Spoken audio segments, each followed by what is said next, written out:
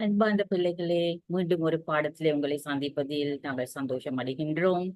இன்றைய நாளிலே 6ஆம் தரம் 23ஆம் பாடத்துக்கூடாக நாங்கள் கடந்து செல்ல போகின்றோம். பாடத்தின் தலைப்பாண்டு திருமறையை நேசித்த மேரி ஜான்ஸ். திருமறையை நேசித்த மேரி ஜான்ஸ். திருமறை என்றால் உங்கள் எல்லாருக்கும் தெரியும், கடவுளுடைய வார்த்தை நிறைந்த இந்த திருவிவிலியம். இந்த புஸ்தகம் உங்கள் எல்லாரிடத்திலும் இருக்கும் என்று நான் நினைக்கிறேன். இன்றைய காலத்திலே எங்களிடத்தில் எல்லாரிடத்திலும் இந்த திருவிவிலியம் இருக்கின்றது. நாங்கள் அதை எங்களுக்கு ஏற்றவாறு எங்களுக்கு ஏற்ற நேரங்களிலே நாங்கள் அதை வாசிக்கிறோம், கற்றுக்கொள்ளுகிறோம். ஆனாலும் முன்னைய காலங்களிலே இந்த திருமறை இருக்கவில்லை. மிகவும் குறைவான திருமறைகள் இருந்தபடியினாலே எல்லாருக்கும் அந்த திருமறையை பெற்றுக்கொள்ளவும் அதை வாசிக்கவும் அவர்களுக்கு முடியாம இருந்தது. ஆகவே இன்றைய நாளிலே நாங்கள் அப்படிப்பட்ட எவ்வாறு இந்த திருமறை முழு உலகத்திற்கும் எல்லாருடைய கைக்கும் போய் கிடைத்தது என்றதற்கு ஒரு உதாரணமாக உங்களைப் போல ஒரு சிறு பிள்ளையினாலே இது உண்டானது என்பதை நாங்கள் கற்றுக்கொள்ள போகிறோம்.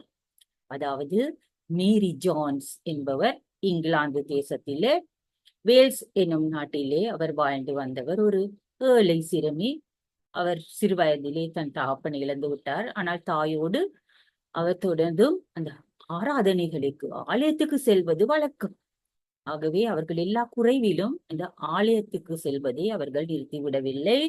அங்கு சென்று அவர்கள் அந்த வேதாகமத்தை குருவானவர் வாசிக்கும் பொழுது மிகவும் அவதானத்துடன் அதை கேட்டு அதன்படி அதை அந்த வசனங்களை மனனம் செய்து கொண்டு அந்த மேரி ஜான்ஸ் மிகவும் ஆவலாய் அதை கேட்டு வந்தார். எனவே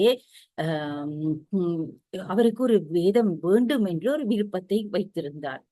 நாங்கள் அதை ஒரு காணொளி மூலம் நாங்கள் முழு கதையையும் நாங்கள் பார்ப்போம். நான் திரும்ப கூறிவிட்டால் அது 2 முறை கூறுவதை போல ஆகிவிடும். எங்களுடைய நேரம் காணாதபடினாலே நான் அதை அந்த காணொளி மூலம் உங்களுக்கு காண்பிக்கின்றேன். ஆனாலும் ஒரு சிறு குறிப்பை மற்றும் அவரை பற்றி நான் கூறுகிறேன்.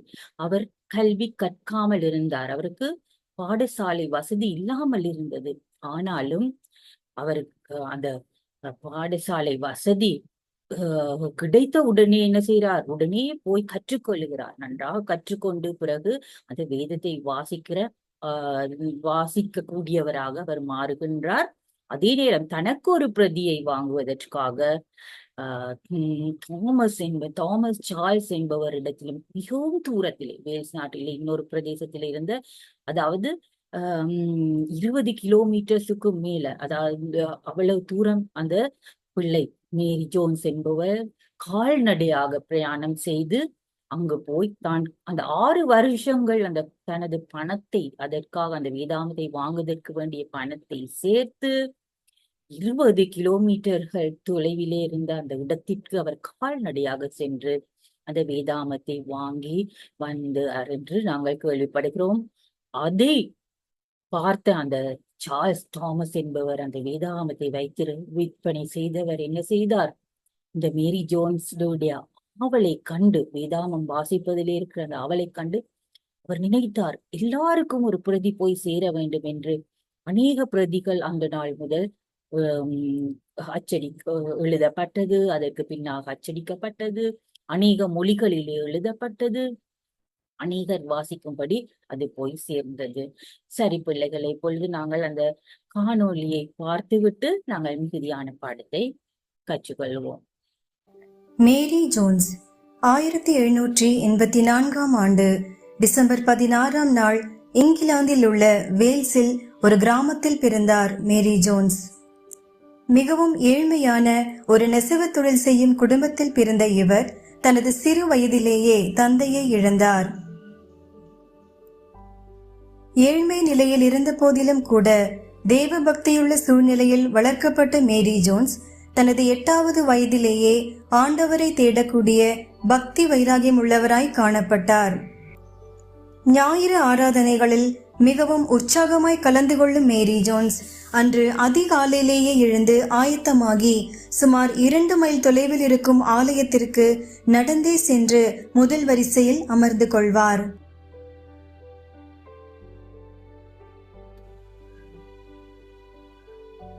ஆராதனையின் போது பலிபீடத்தில் நின்றிருக்கும் போதகர் கருப்பு நிறத்திலான பெரிய வேதாகமத்தை திறந்து வாசிக்கும் வசனங்களை மிகவும் கவனமாக கேட்டு உள்வாங்கிக் கொள்ளும் மேரி ஜோன்ஸ் ஒவ்வொரு ஞாயிற்றுக்கிழமைகளிலும் போதகர் வாசிக்கும் அந்த அற்புதமான வேத புத்தகத்தை காண்பதிலும் கேட்பதிலும் மிகுந்த ஆர்வம் கொண்டிருந்தார். ஏனெனில் அந்நாட்களில் வேதாகமம் என்பது மிகவும் அரிதான புத்தகமாயிருந்தது. ஆராதனை முடிந்தவுடன் போதகரின் அருகில் சென்று அந்த அற்புதமான பெரிய புத்தகத்தை ஆவலோடு பார்த்து மகிழ்வார் மேரி ஜோன்ஸ். அந்த புத்தகத்தின் கருப்பு அட்டை பகுதியில் தங்க நிறத்தில் ஏதோ ஒன்று பெரிய எழுத்துக்களால் எழுதப்பட்டிருந்தது. எழுத படிக்க தெரியாத மேரி ஜோன்ஸுக்கு அது என்னவென்றே புரியவில்லை. ஆனாலும் போதகர் அடிக்கடி சொல்வதை வைத்து அது பரிசுத்த வேதாகமம் என்று எழுதப்பட்ட எழுத்துக்களாகத்தான் இருக்க வேண்டும் என்று அவள் யூகித்துக் கொண்டாள். இப்படியொரு வேதாகமம் தனக்கும் கிடைத்தால் எவ்வளவு நன்றாயிருக்கும் என்று சிந்திக்க துவங்கினாள். ஒரு நாள் ஞாயிறு ஆராதனையின் போது மேரி ஜோன்ஸ் வசிக்கும் கிராமத்தில் ஒரு பள்ளிக்கூடம் திறக்கப் போவதாக அறிவிப்பு வெளியானது. அளவிலா சந்தோஷம் அடைந்த மேரி ஜோன்ஸ் தானும் எழுத படிக்க கற்றுக்கொண்டு அந்த பெரிய புத்தகத்தில் எழுதப்பட்டவைகளை வாசிக்கப் போவதை எண்ணி பரவசமடைந்தாள். நாட்கள் கடந்தன. பள்ளிக்கூடம் சென்று மேரி ஜோன்ஸ் இப்போது நன்றாக எழுத படிக்க கற்றுக்கொண்டாள். ஒருமுறை ஒரு ஞாயிறு அன்று ஆலயத்தில் வைக்கப்பட்டிருந்த அந்த பெரிய வேதாகமத்தை வாசிக்கும்படியாக மேரி ஜோன்ஸுக்கு ஒரு வாய்ப்பு அளிக்கப்பட்டது. சிறுமியான மேரி ஜோன்ஸ் முதல் முறையாக தான் வியந்து பார்த்த அந்த அற்புதமான புத்தகத்தை வாசித்தாள். என்ன ஒரு சந்தோஷம் அப்போது அவளுக்கு! ஆராதனை முடிந்தவுடன் தன் தாயிடம் ஓடோடி சென்ற மேரி ஜோன்ஸ் தனக்கும் ஒரு வேத புத்தகம் வேண்டும் என்று கேட்டாள். ஆனால் அவளின் தாயோ, மேரி, நம்மை போன்ற ஏழைகளால் அந்த புத்தகத்தை வாங்க இயலாது, அது மிகவும் விலை உயர்ந்தது என்று கூறினாள்.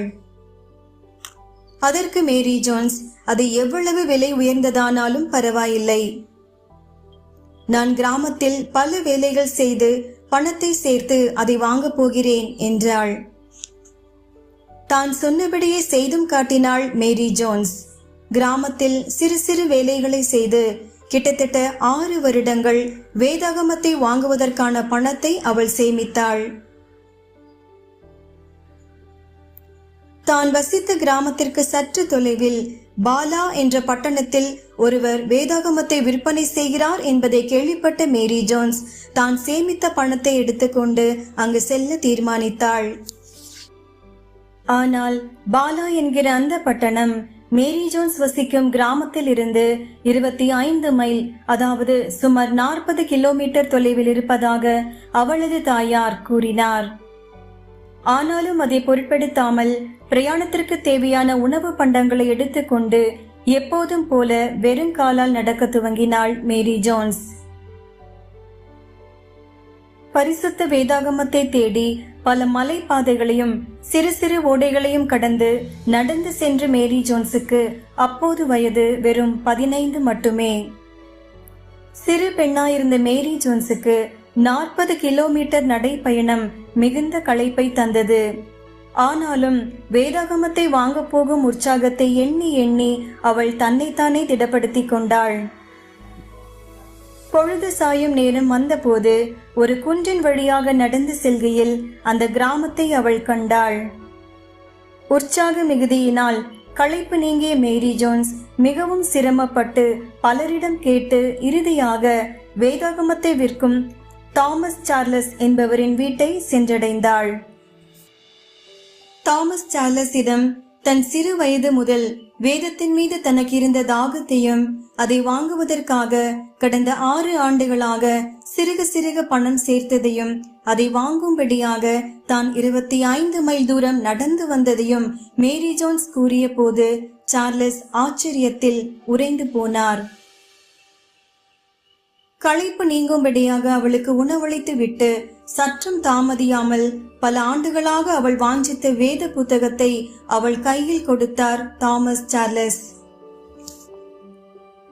ஆசையோடு அதை பெற்றுக்கொண்ட மேரி ஜோன்ஸ் அப்போது அடைந்த சந்தோஷத்திற்கு அளவே இல்லை. அன்று இரவு சார்லஸின் வீட்டில் உறங்கி இளைப்பாறிவிட்டு காலையில் எழுந்து அவருக்கு மனமாற நன்றி கூறிவிட்டு வேதத்தை தன் மார்போடு அணைத்தபடி தன் கிராமத்தை நோக்கி வேகமாக நடக்க துவங்கினாள் மேரி ஜோன்ஸ். அங்கே அவளை வரவேற்க கிராமத்தில் பலரும் திரண்டிருந்தார்கள். ஏனெனில் அவர்களில் ஒருவர் கூட இதற்கு முன்பு வேதத்தை தங்கள் வாழ்நாளில் தங்களுக்கு சொந்தமாக்கி கொண்டதில்லை. அதை தங்களிடம் காண்பிக்கும்படி கிராம மக்கள் யாவரும் ஆவலோடு அவளை கேட்டுக்கொண்டார்கள். வேத புத்தகத்தை கையில் உயர்த்தி பிடித்து அதை அவர்களுக்கு காண்பித்த மேரி ஜோன்ஸ் சந்தோஷத்தில், நன்றி இயேசுவே, நன்றி, இந்த வேத புத்தகத்தை எனக்கு தந்தீரே, நன்றி என்று கூறினாள். மேரி ஜோன்ஸின் இந்த செயல் அதை விற்பனை செய்த தாமஸ் சார்லஸின் இருதயத்தை மிகவும் அசைத்தது. மேரி ஜோன்ஸை போன்று எத்தனையோ பேர் இங்கிலாந்தில் மட்டுமல்ல, அயர்லாந்து, ஸ்காட்லாந்து மற்றும் பல நாடுகளில் இருப்பதை அவர் உணர்ந்தார். அவர்களுக்கு வேதாகமம் எவ்வளவு தேவை என்பதையும் அவர் புரிந்து கொண்டார். மேரி ஜோன்ஸ் மூலம் வெளிச்சத்திற்கு கொண்டு வரப்பட்ட இந்த உண்மை உடனடியாக ரிலீஜியஸ் ட்ராக்ட் சொசைட்டி என்ற அமைப்பிற்கு தெரியப்படுத்தப்பட்டது. பின் நாட்களில் British and foreign Bible society துவங்குவதற்கு இது ஒரு முக்கிய காரணமாகவும் அமைந்தது. மேரி ஜோன்ஸ் வாழ்ந்த வேல்ஸில் மட்டுமல்லாது அதன் பின் உலகத்தின் பல நாடுகளுக்கும் வேதாகமம் விநியோகம் செய்யப்பட்டது. பல தேவஜனங்களுடைய கரங்களில் வேதாகமம் சென்றடைவதற்கு மேரி ஜோன்ஸ் ஒரு முக்கிய காரணமாக அமைந்தாள். ஆம் பிரியமானவர்களே, நாம் வேதத்தை கையில் ஏந்தும் ஒவ்வொரு முறையும் அதை சுலபமாய் நமக்கு கிடைக்க செய்த தேவனுக்கு நன்றி செலுத்துவோமாக. ஆமேன். இப்பொழுது நாங்கள் அந்த காணொளி மூலம் மேரி ஜோன்ஸ் கதையை நாங்கள் கற்றுக்கொண்டோம். எவ்வாறு அந்த வேதாகம புத்தகத்தை வாஞ்சித்து அதை அவர் பெற்றுக்கொண்டார் என்று. இது எவ்வளவு தூரம் எங்களுடைய வாழ்க்கைக்கு நன்மை பயக்கின்றத புஸ்தகமா இருக்கிறது. ஆனால் நாங்கள் எவ்வாறு அதை நாங்கள் வைத்திருக்கிறோம், அதை எவ்வாறு நாங்கள் பாவிக்கிறோம். இப்பொழுது நாங்கள் கற்றுக்கொண்ட அந்த மேரி ஜோன்ஸ் கதையிலிருந்து அதாவது திருப்பாடல் 119 திருப்பாடல் 105 வசனம், திருப்பாடல் 119 105 வசனம் இவ்வாறு கூறுகிறது: என் காலடிக்கு வாக்கே விளக்கு, என் பாதைக்கு ஒளியும் அதுவே. இவ்வளவு உண்மை அல்லவா? ஆகவே சத்திய வசனங்கள் யாவும் இந்த வேதாகமத்திலே இருக்கின்றது. ஆகவே இந்த வேதாகமம் எங்கள் ஒவ்வொருடைய வாழ்க்கைக்கும் அது ஒரு ஒளியா இருக்கிறது, ஒரு விளக்கா இருக்கிறது. ஆகவே நாங்கள் இது எவ்வளவு தூரம் இந்த வேதாகமத்தை நாங்கள் கற்றுக்கொள்ள வேண்டும் என்பது நாங்கள் அறிந்திருக்க வேண்டும். நாங்கள் ஏனோ தானோ என்று நாங்கள் சில வேலைகளை வாசிக்கக்கூடும், சில வேலைகளை நாங்கள் வேதாகமத்தை வாசிக்காமல், ஏனெனில் இப்பொழுது எங்களுக்கு நிறைய வேதாகமங்கள் இருக்கின்றது. ஆகவே நாங்கள் அதை அவ்வளவாக நாங்கள் கணக்கெடுப்பதில்லை. ஆகவே பரிசுத்த வேதாகமம், அது இந்த திருவிவிலியம் உங்கள் கைகளிலே கொடுக்கப்பட்டிருக்கிறது. பிள்ளைகளை நீங்கள் அதை அருமையாக நீங்கள் கற்றுக்கொள்ளுங்கள். இயேசு உங்களுக்கு என்ன காரியங்களை கற்றுக் கொடுக்கிறார் என்பதை நீங்கள் அதை வாசித்து அறிந்து, இந்த திருப்பாடலிலே கூறியது போல அதுதான் அந்த விளக்கு. இதன் தான் எங்கள் இந்த காலடிக்கு விளக்காய்க்கு. நாங்கள் தடுக்கி விழுகாதபடி, நாங்கள் சறுக்கி விழாதபடி, எங்களுடைய வாழ்க்கையிலே சோர்ந்து மடிந்து போகாதபடிக்கு நாங்கள் எப்பொழுதும் விழுகிற எல்லா வேலையிலும் எழுந்திருப்பதற்கு இந்த வேத வசனங்கள் எங்களுக்கு மிகவும் எங்களுக்கு ஒரு உயிரை கொடுக்கின்றது, எங்களை உற்சாகப்படுத்துகின்றது. நாங்கள் கடவுளின் வழியில் நடப்பதற்கு எங்களுக்கு அது உதவி செய்கின்றது. ஆகவே நாங்கள் இந்த வேதாகமத்தை வாசிக்காதிருந்தால் இவ்வளவு நாட்கள் நாங்கள் ஒவ்வொரு நாளும் அதுக்கு ஒரு நேரத்தை கொடுத்து நாங்கள் வாசித்து அதில் உள்ளவைகளை நாங்கள் கற்றுக்கொள்வோம். அப்படி நாங்கள் பெரியவர்களாய் மாறும் பொழுது கூட அறியாத பல உண்மைகளை நாங்கள் அறிந்து கொள்வோம். சரி, பார்த்தீர்களா, இந்த மேரி ஜோன்ஸ் சென்ற இந்த பாதையானது எவ்வளவு கஷ்டமான பாதை அல்லவா? அவர்களுக்கு ஒரு ஒழுங்காக ஒரு கால் பாதரட்சை கூட இருக்கவில்லை என்று நாங்கள் அறிந்து கொள்ளுகிறோம். ஆனாலும் அவர் அந்த இடத்தில் எவ்வளவோ தூரம், நான் முதலில் சொன்னேன் அது 20 கிலோமீட்டர், 20 கிலோமீட்டர் அல்ல 40 கிலோமீட்டர்கள் தூரம் உள்ள ஒரு பிரதேசம், அதாவது பாலா என சொல்லப்பட்ட தன்னுடைய அந்த வேல்ஸிலிருந்து 40 கிலோமீட்டர் தூரத்தில் இருந்த பாலா என்ற ஒரு இடத்துக்கு தான் அவருக்கு போக வேண்டி இருந்தது. அவர் அப்பொழுது உற்சாகமாய் போய் அந்த வேதாகமத்தை இந்த தாமஸ் சார்ல்ஸ் என்பவரிடமிருந்து பெற்றுக்கொண்டார். இதன் மூலம் தான் இந்த தாமஸ் சார்ல்ஸ் உலகம் முழுவதும் இந்த வேதாகமத்தை எல்லாட கைகளுக்கும் போய் சேர்வதற்கு இவர் நடவடிக்கை எடுத்தார் என்பதை நீங்கள் அந்த காணொளி மூலம் கண்டிருப்பார். இவ்வாறாக பிரித்தானியாவிலே அவர்களுடைய வேதாம சங்கங்களை நிறுவினார்கள். அதற்கு பின் இலங்கை தேசத்திலே 1812 ஆண்டிலே தான் இலங்கை வேதாம சங்கம் ஸ்தாபிக்கப்பட்டது. இப்ப நீங்க காண்பிருப்பீர்கள், அது கொல்லுப்பிட்டிய எனும் இடத்திலே, அதாவது கொழும்பு 3 நீங்க பார்ப்பீர்கள் அந்த சிலோன் பைபிள் சொசைட்டி என்று, பைபிள் ஹவுஸ் என்று சொல்லப்படுவோம் அல்லவா, அது இது இப்பொழுது இருக்கிற கட்டடம் முன்பு எப்படி இருந்தது என்று தெரியவில்லை எங்களுக்கு. 1812 ஆண்டில் எப்படி இருந்தது என்று தெரியாது. ஆனால் எங்களுடைய இணையதளத்தின் மூலம் போய் நாங்கள் அதுகளை பார்த்து அறிந்து கொள்ளலாம். ஆகவே இப்பொழுது இலங்கையில இருக்கின்ற இலங்கை வேதாகம சங்கமானது இந்த இதிலே நீங்கள் காணுகின்ற இந்த படத்தில் கொழும்பு 3 இருக்கிறது தான் அமைந்திருக்கிறது.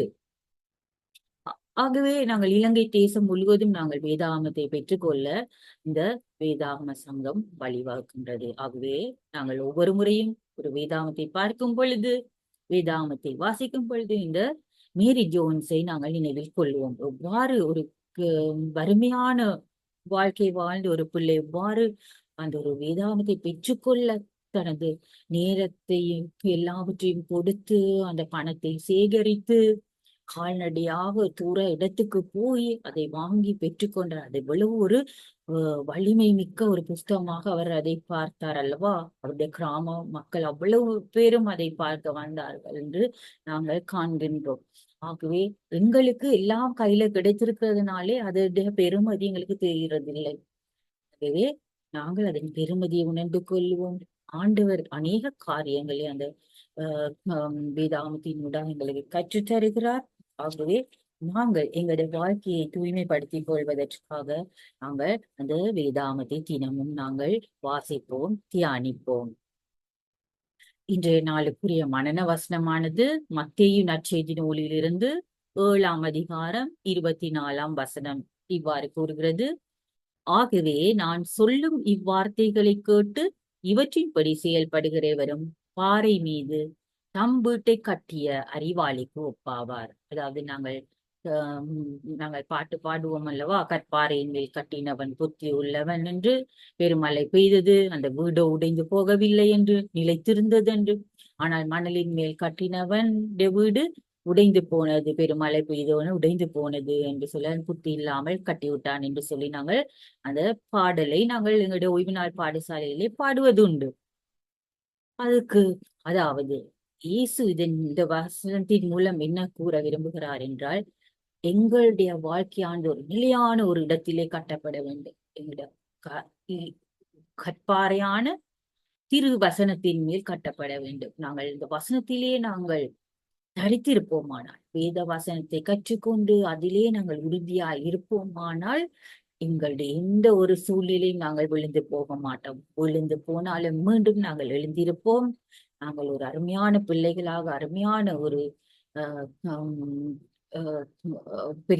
பெரியவர்களான பிறகும் நாங்கள் ஒரு அருமையான ஒரு பர்சனாக, ஆழ்மை தன்மை உடையவராக நாங்கள் வாழ்ந்து வருவோம். இயேசுவின் பிள்ளைகளாக இருப்போம். அதற்கு எந்த விதத்திலும் அது குறைவல்ல. ஏனெனில் நாங்கள் வேதாகமத்தை நாங்கள் கற்றிருக்கும் பொழுது எந்த ஒரு குறைவும் அது எங்களிலே நிறைவாய் தோன்றும். ஆகவே இந்த மனப்பாட வசனத்தை நீங்கள் மிகவும் அழகாக கற்றுக்கொள்ளுங்கள். ஆகவே நான் சொல்லும் இவ்வார்த்தைகளை கேட்டு இவற்றின்படி செயல்படுகிறவரும் பாறை மீது தம் வீட்டை கட்டிய அறிவாளிக்கு ஒப்பாவார். ஆகவே நாம் கட்டுவோம், நாங்கள் கற்றுக்கொள்ளுவோம் வேதத்தை. பாறையின் மேல் நாங்கள் கட்டப்பட்ட வீட்டை போல அது எங்களுடைய வாழ்க்கையை கட்டி நாங்கள் அறிவாளிகளாய் மாறுவோம்.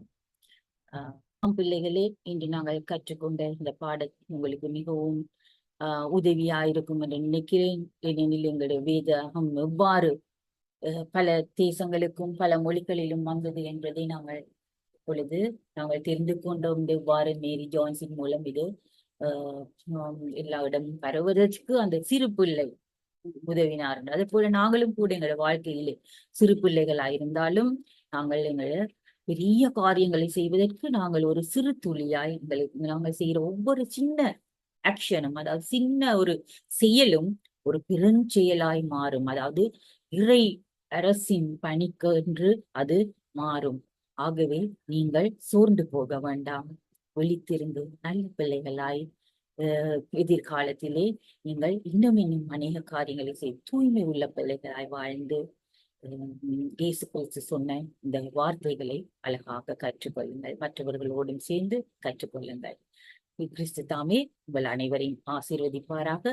மீண்டும் ஒரு பாடத்திலே நாங்கள் சந்திப்போம். அதுவரை ஒரு பாடலுக்கு நாங்கள் செவிமடுப்போம். பாய்.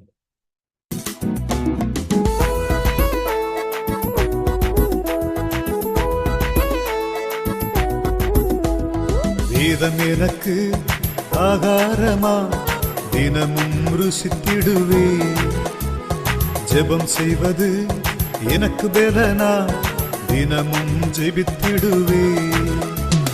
வேதம் எனக்கு ஆகாரமா தினமும் ருசித்திடுவே, ஜெபம் செய்வது எனக்கு பெலனா தினமும் ஜெபித்திடுவே. இயேசுவின் சத்தம் கேட்டே கீழ்ப்படிந்து வாழ்ந்திடுவே, இயேசுவோடு பேசிடுவே, அவர் பேச மகிழ்ந்திடுவே, இயேசுவோடு பேசிடுவே, அவர் பேச மகிழ்ந்திடுவே. வேதம் எனக்கு ஆகாரமா தினமும் ருசித்திடுவே, ஜெபம் செய்வது எனக்கு பெலனா தினமும் ஜெபித்திடுவே.